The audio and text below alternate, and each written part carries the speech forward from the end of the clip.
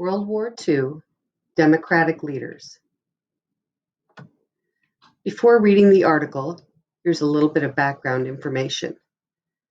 These are the two sides that were involved in World War II. It's important to remember that alliance really means the same thing as a team.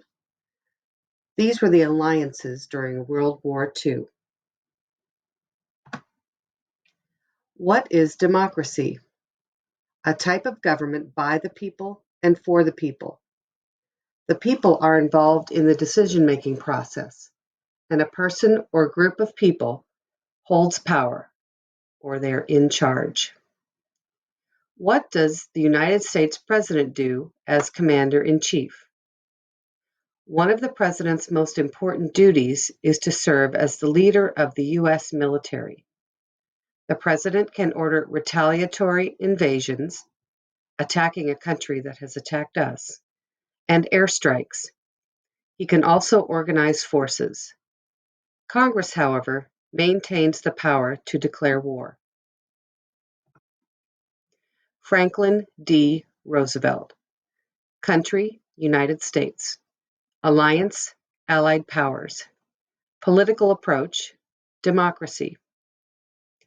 Franklin D. Roosevelt, also known as FDR, became President of the United States during the Great Depression in 1932. At this time, over 13 million Americans did not have jobs. Almost every major bank was closed. To help the struggling nation, Roosevelt proposed a plan to refresh the economy. While Roosevelt was president, World War II began in Europe. As the war continued, Roosevelt promised that the U.S. would not become involved. Americans did not support going to war. Roosevelt found other ways to support the Allied powers who were already engaged in the war in Europe. He sent supplies and financial aid to other Allied nations. After the Japanese attack on Pearl Harbor in 1941, Roosevelt declared war on Japan. The American people fully supported his decision. Toward the end of the war, Roosevelt started to have health problems. He passed away on April 12, 1945, in the middle of the war. Today, Roosevelt is remembered for leading the nation through a very difficult time in American history. Harry Truman. Country, United States. Alliance, Allied Powers. Political approach, democracy. Harry Truman served as a captain in the U.S. Army during World War II and later became a court judge. After serving as a court judge, Truman then served as a senator. Later, in January 1945, he was elected as Vice President of the United States.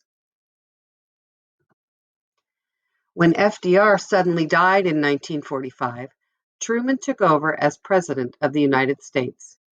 He had only served as Vice President for 82 days.